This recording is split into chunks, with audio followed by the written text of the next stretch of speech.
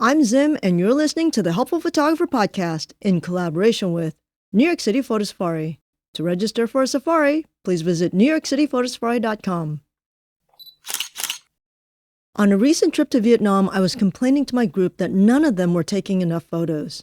For the most part, they were only shooting 2 or 3 frames for any particular shot.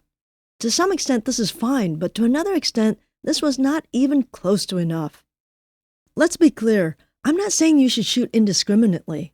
What I'm saying is that if you want to grow your photography, you have to experiment more, and you need to try different angles. Consider shooting more frames as a way to sketch. Artists sketch dozens of images to plan their final painting. By trying different angles, you're essentially sketching to find that perfect shot. Another thing to do is when you take a shot, don't put the camera down to review the image after you push the button.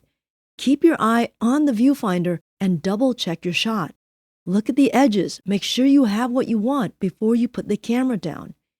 If you're shooting things that are moving, you need to shoot even more frames to make sure that you have what you need. And again, I'm not saying you should spray and pray. You should most definitely take your time, but take more frames. Here's an example. So during that Vietnam trip, we stopped along a road near some rice fields where I saw some people working in the fields.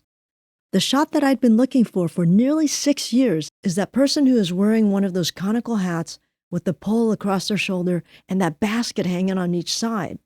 While we were shooting on the side of the road, a woman walks across from one field to another with exactly that.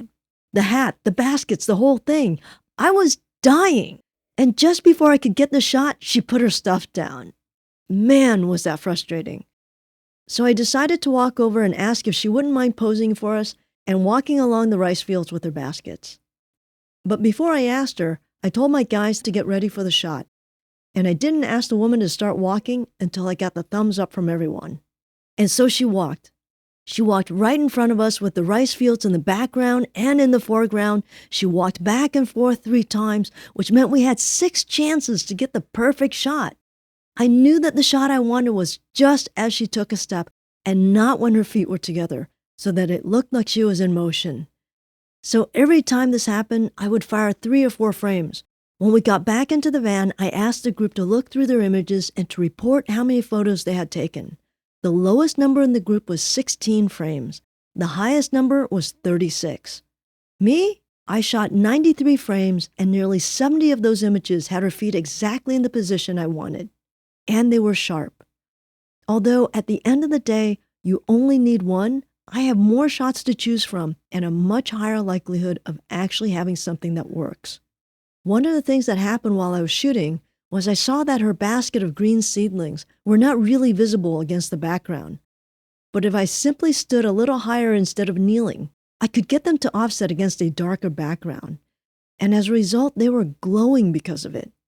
And it is because I kept on firing and studying my shot as it was happening that I was able to detect the problem and fix it before it went away. So shoot more, not less, but pay attention to the whole frame. After we got back, one of the participants called me and told me that the next pro that took him out for a shoot was really confused as to why he was shooting so many frames. I am aware that the internet says that you should shoot fewer frames. But I have a hard time with this thinking, because if you don't practice, then how do you improve? But again, I say this with caution. When I was first learning martial arts, I remember the group that I was working out with had us do 600 kicks in one evening. Looking back, this didn't make any sense to me because no one corrected my form during those 600 kicks. And since I was a beginning student, it meant that I was quickly creating muscle memory for bad, ineffective kicks. To me, this is akin to spraying and praying. It generally doesn't work. The key to growing as a photographer is to study your images and your subject so that you can see where the good images are, so that you can get to the image over and over and over again and quicker. In time, you will find that the ratio of good to bad images will get higher and higher. Let me say it one last time. I think you should shoot more, but it should not be indiscriminate.